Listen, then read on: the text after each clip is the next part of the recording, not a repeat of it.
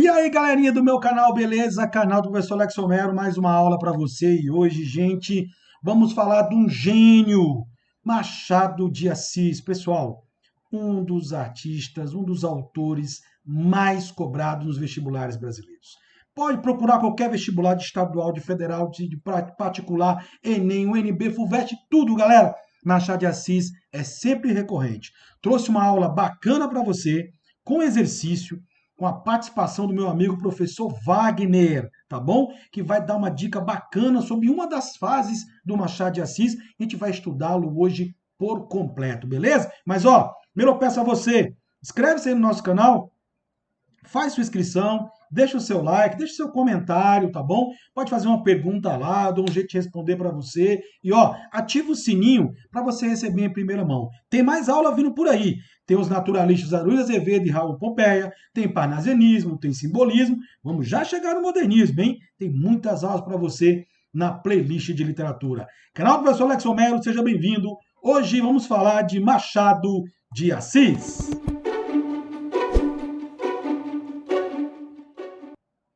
Beleza, gente. Olha só, agradecer esse desenho belíssimo feito por um aluno nosso.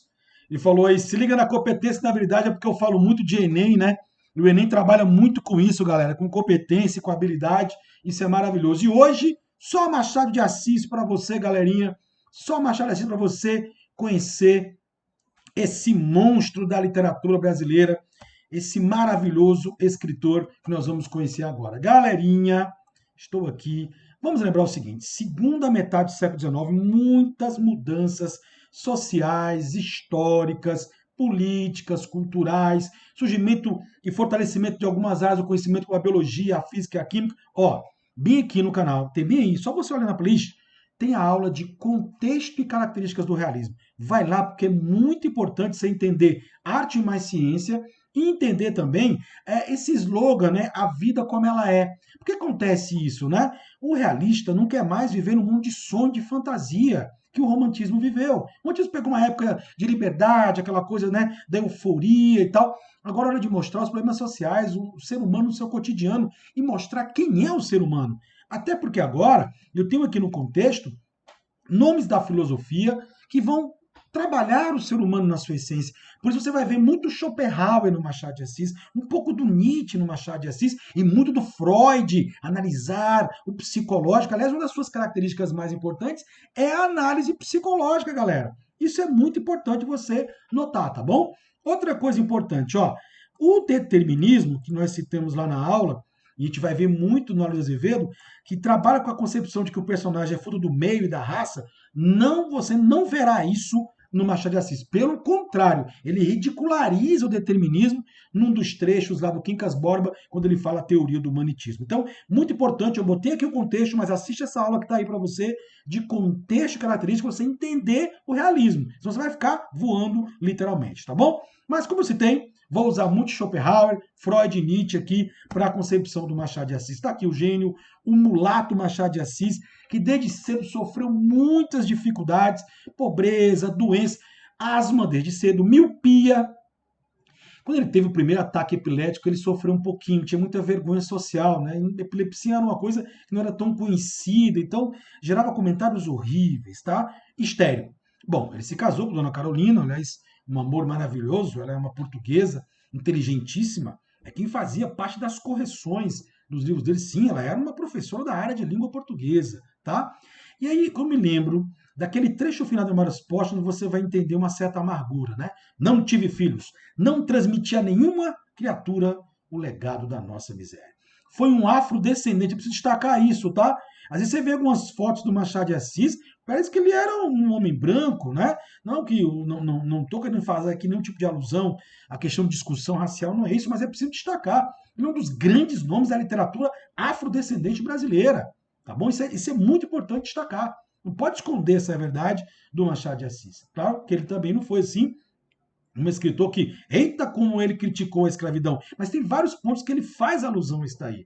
Claro que o Castro Alves é muito mais enfático nessa coisa da escravidão. Tornou-se um homem cético, aquele que só crê mesmo naquilo que vê, um racional, de objetividade tipicamente realista. Talvez tanto conhecimento na segunda metade do século XIX, tantos estudos, tanto racionalismo, fez com que ele tornasse ainda mais cético em relação ao mundo. E as leituras, né? Quando você fala em Schopenhauer, aquela coisa de não crer muito no ser humano como alguém bom, está sempre lutando por algum tipo de interesse, isso pode ter contaminado, digamos assim, o Machado de Assis. Reservado discreto, já era meio afastadão, e eu creio que por conta da epilepsia e de 2 ataques que ele teve em público, ele evitou muito, né, o público. Trabalhava muito em casa. Foi jornalista também, né? Escreveu muitas crônicas. Aliás, ele escreveu de tudo. Daí você chamá-lo de polígrafo. Sabe o que é isso? Fez romance, novela, conto, teatro, poesia. Começou a vida dele sendo romântico, gente. Começou a vida dele sendo romântico, beleza? Curiosidade para você. Um autodidata. Não teve a oportunidade de estudar, de sentar em banco de faculdade, tudo foi lendo, estudando, se esforçando. Hoje a gente, vocês têm muito mais possibilidades, né, de acesso ao conhecimento, beleza? Um clássico. Aliás, teve há uns anos, há 20 anos, né, os grandes críticos literários do mundo, Harold Bloom, organizou uma coleção, e sempre deu polêmica, você escolheu os melhores, no qual ele chamou de cânones. E o Machado de Assis é o brasileiro representativo lá, entre os cânones da literatura universal, ou seja, os tops da galáxia, galerinha. Foi um dos fundadores da Academia Brasileira de Letras, ganhou a vida muito como tradutor. Agora você vai entender uma coisa. Traduziu O Corvo, de Edgar Allan Poe. Traduziu parte da obra de Shakespeare. Traduziu A Mulher de 30 Anos de Balzac. Traduziu vários livros do Balzac. Traduziu Madame Bovary. Peraí, você acha mesmo que quem traduz e escreve esses livros na língua portuguesa não se influencia por aquilo que lê? Hã? Olha o Shakespeare. Há vários trechos de Shakespeare em sua obra. Eu vou lembrar da Cartomante. Hamlet observa Horácio que há mais coisa entre o céu e a terra do que supõe a nossa vã filosofia. Tá vendo aí? Muita intertextualidade. Como eu disse a vocês, ele começou sendo romântico. Mas vamos conhecer aqui as características desse gênio, as características gerais de sua literatura. Primeiro, olha só que citação dele, que fala muito do Machado de Assis. Eu gosto de catar o mínimo escondido. Onde ninguém mete o nariz, eu entro, aí entra o meu. Uma curiosidade estreita e aguda que descobre o encoberto. Aqui eu tenho, implicitamente, uma das suas grandes características que o faz ser lembrado. A análise psicológica. Ele mergulhou no íntimo humano. Revelou os pensamentos, o livre-arbítrio, o agir e pensar dos seus personagens para nós, leitores. Mas, em cima de tudo isso, trabalhou muito as chamadas relações sociais. O realismo não trabalha mais com a ideia de idealização de personagem, gente. Não dá mais. Não. Não cabe mais idealizar finais felizes, porque a realidade não é isso. A vida como ela é diferente. É o cinismo, é a hipocrisia, é o egoísmo humano. São os interesses. Olha o Schopenhauer aí. O tema do adultério veio a galope, né? Ah, mas poderia ser só mais um tema, adultério masculino? Não! Influência de Madame Bovary e do Primo Basílio do Essa de Queiroz, do adultério feminino que choca a sociedade. Virgília, Capitu. Olha os personagens aí, as personagens femininas fazendo grande sucesso. Seria uma influência da personagem feminina alencarina? Das personagens? Hã? Aguarde. Parasitismo social. Vou te mostrar um exemplo já já de quem vive nesse... Aliás, é interessante que o Machado de Assis, a literatura é linda, ela é atemporal, né? Até hoje você tem parasitas na sociedade. Não fazem nada. Consegue ascender socialmente através não do mérito próprio, mas por conta de alguma ação ou de outrem. Econômico e político. Nossa, político então é só o que tem é parasita. Temas universais, ele gosta de trabalhar a alma humana. O seu principal tema, o ser humano. Além disso, grandes temas filosóficos que ele discutiu na própria arte literária.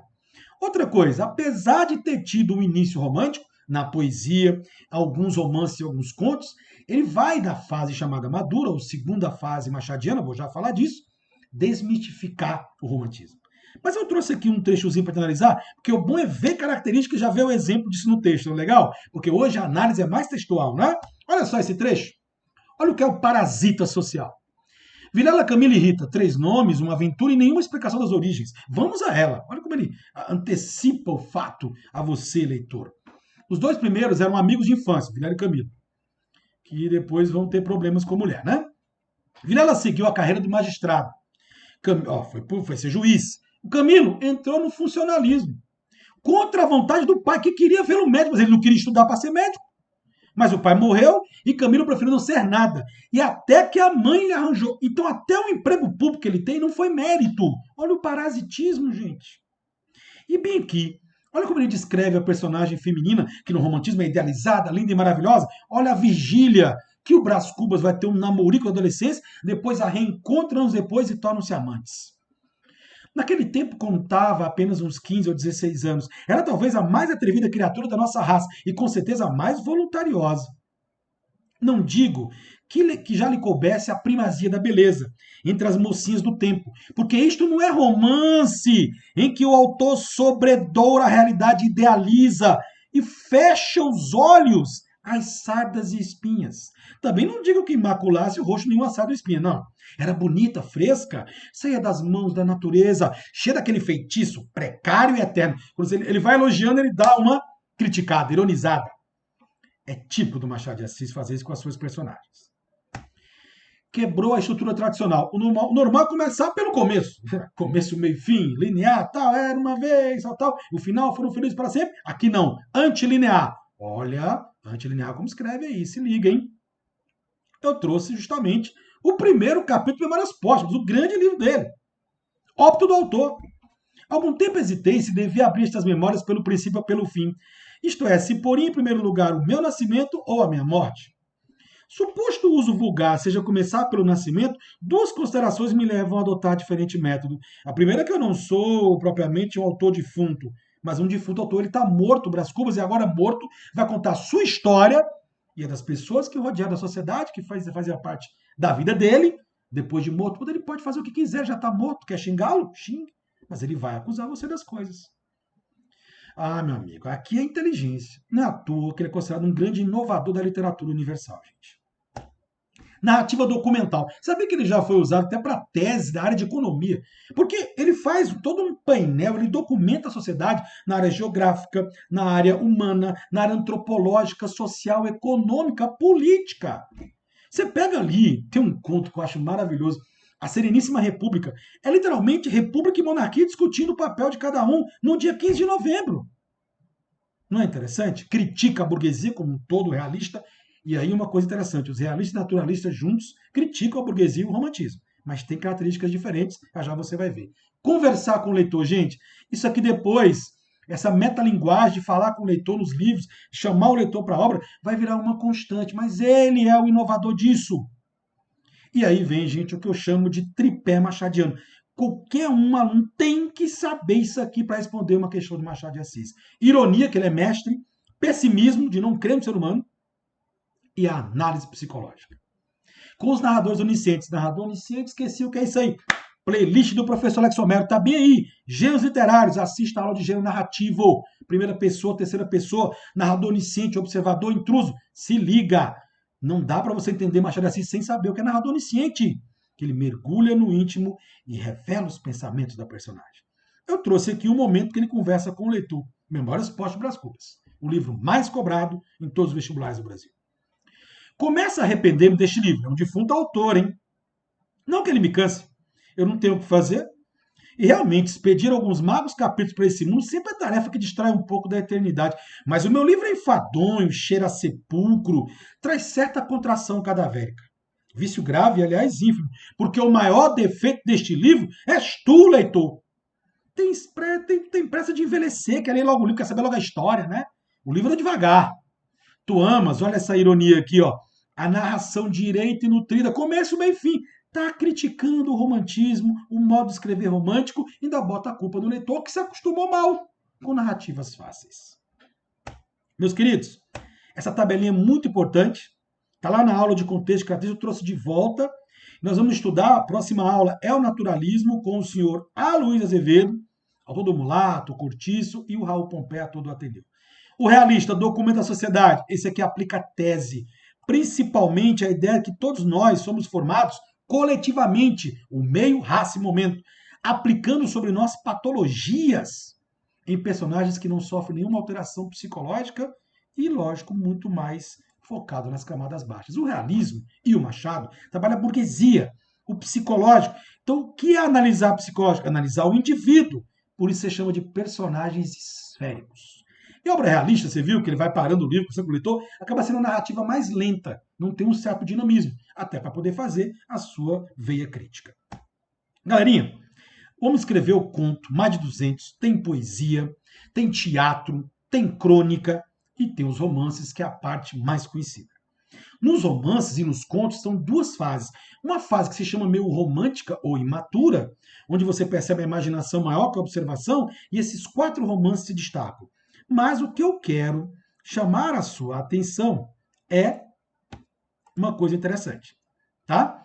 É uma coisa interessante que o professor Wagner, nosso convidado aqui hoje, galerinha, vai passar para vocês, ok? Uma coisa muito interessante. Escute o professor Wagner, que vai falar sobre a primeira fase de Machado de Assis.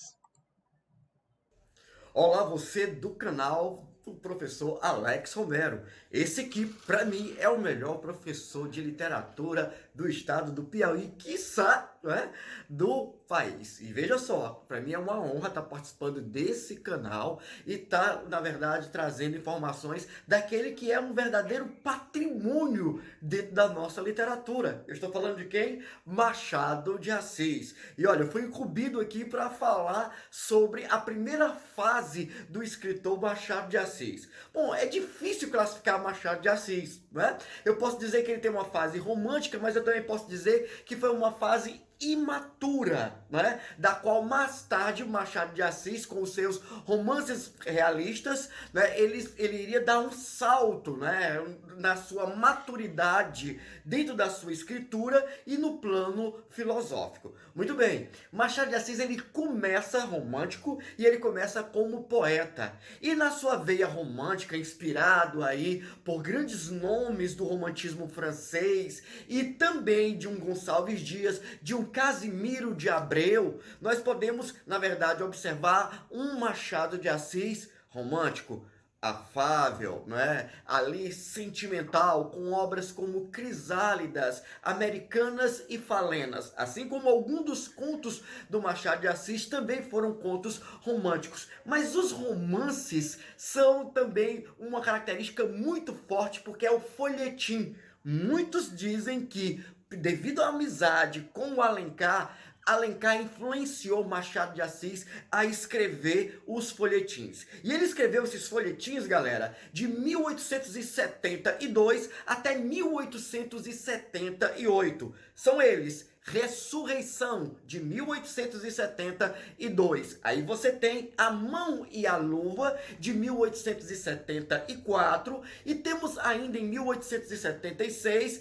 Helena, na minha opinião, o mais romântico desses romances. E você tem em 1878 a chamada Iaiá Garcia. Pois muito bem, quais seriam os temas que Machado de Assis iria justamente desenvolver nesses romances? Eram temas batidos da época, como por exemplo, né, o protagonismo feminino. E se tem o protagonismo feminino, nós temos o quê? O casamento por interesse. Né? Você tem as peripécias amorosas, os encontros e os desencontros desses casais. Você tem justamente o que? O chamado clímax e, claro, o happy end. Nós temos uma característica muito importante, é que Machado de Assis ele produziu muito. Veja, por exemplo, que de 2 em 2 anos ele estava produzindo um romance de folhetim. Não é o caso, por exemplo, dos romances maduros, que levariam, na verdade, uma etapa de uma década para o Memórias, para o Quincas Borba e para o Dom Casmurro. Outro detalhe importante é que, com exceção de Ressurreição, que o protagonista é Félix, todas as protagonistas, né, todas as mulheres são as protagonistas dos romances. Não é o caso, por exemplo, do realismo, onde os homens é que são os protagonistas. Outro detalhe também é que Machado ainda nos romances românticos não iria desenvolver, né, os capítulos curtos, os microcapítulos. Aqui você vê, por exemplo, em Ressurreição, você vê, por exemplo, em Helena, A Mão e a Luva e a Yagacia, capítulos, na verdade, longos. Você ainda encontra os capítulos longos, você encontra ainda um narrador observador, mas tarde ele iria optar, na verdade, por um narrador, o quê? Por um narrador de caráter psicológico, por um narrador da primeira pessoa. Então você tem um narrador aqui observador. Outro detalhe também é que não existe ainda o chamado fluxo, não é? do personagem e nem a quebra do enredo linear. Você encontra também uma ordem cronológica. Então eu quero dizer para vocês é que nos romances românticos o Machado de Assis bebeu na cartilha dos romances folhetinescos, principalmente dos romances franceses, tá? E você não pode esquecer nunca. Veja que Ressurreição, A Mão e a Luva, nessa ordem, Helena e a Yagacia são romances, sim, dessa fase imatura, desses arrufos sentimentais, mas que nós estamos falando de Machado de Assis. Mesmo nesses romances, a gente ainda encontra, né, o lado dúbio desses personagens. Essas heroínas do Machado de Assis não são tão bobinhas assim. Ele sempre vai trabalhar com a dúvida que permeia algum dos seus maravilhosos personagens da chamada Era Madura. Então, é isso. Muito obrigado e até mais. Beleza, professor Wagner, show de bola, meu Deus do céu, o homem, ó, ele foi antecipar já, galera, o que eu ia falar aqui, ó, na fase machadiana, a fase realista dele. Já deixou aí, ó, olha o pleonasmo, deixou a deixa, haha. Salto de qualidade, gente, é maravilhoso. Aliás, curta o canal do professor Wagner, Arte em Ato, ele trabalha a literatura mais teatralizada, é bacana, fica até melhor para você fixar muitas vezes. E tem obras românticas e realistas lá, hein? Se liga, galera. Loucura, análise psicológica, humor, a conversa, diálogo com o leitor, e aqui com Machado tem as suas principais características, é a fase realista, onde estão esses 5 livros. Só são 5 romances. E realmente, como o pessoal Wagner falou, uma década para escrever outro. Fase madura, sem pressa, tranquilo, produzindo obras realmente, obras-primas da literatura brasileira. Esses 3 primeiros, Memórias Póstumas, Quincas Bob, Dom Casmurro, gente, mas são muito presentes nos vestibulares pelo Brasil afora. Inclusive, Memórias Póstumas eu acho imbatível em provas de vestibular. É impressionante como ele já foi cobrado em todo tipo de vestibular que você pode imaginar. Veja, em 1881, olha só aqui, ó, tá vendo?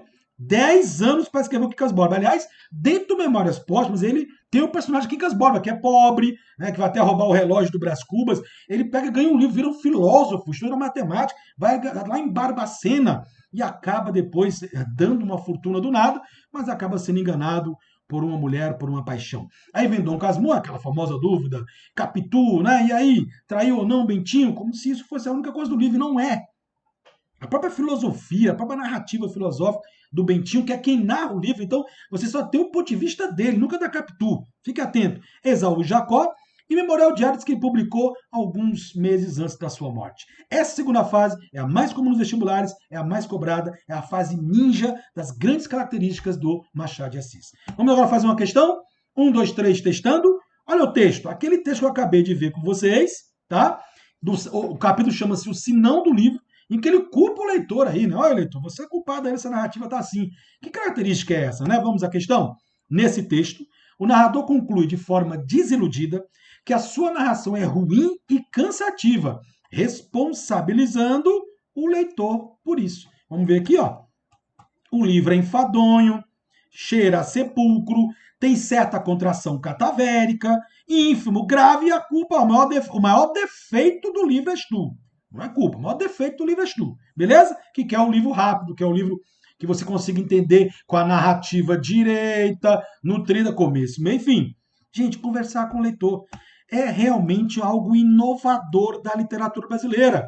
Agora, isso se veio pela ironia. Letra A.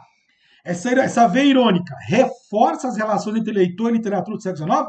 Reforça. E vem cá, antes dele, alguém mais conversou com o leitor, pessoal? Não, é ele que inova nisso, letra A está fora. Porque dá a ideia de que de reforça as relações, alguém já fez antes. Não é o caso. B. Estabelece novos códigos de percepção na relação leitor-ficção. Letra B de bola. O leitor, ao ler o livro, tem uma nova versão. Parece que está conversando com o próprio autor do livro. Mas isso é ficcional, é claro. Letra B de bola. Letra C.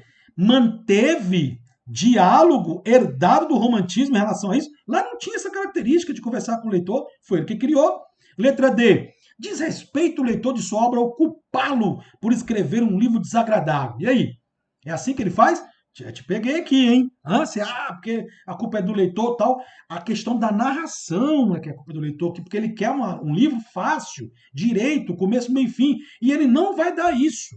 E a letra E é absurda porque os romancistas românticos não fizeram nada social e não teve nenhum tipo de mudança. Beleza, pessoal? Letra B de bola, então, nessa questão. Eu peço agora para vocês que inscrevam-se aí no nosso canal, tá bom? Inscreva-se aí, ó.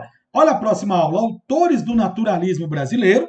Vamos trabalhar Aloysio de Azevedo e também Raul Pompeia. Ativa o sininho para você receber em primeira mão essa aula aí, beleza? E não esquece de marcar aí, avisa seu amigo para marcar nosso canal, para dar uma força aí, para a gente chegar aos 1.000 inscritos, a campanha, canal do Alex Romero, canal do professor Alex Romero, rumo aos 1.000, estamos aí com alguns já próximo, eu espero que você possa me ajudar.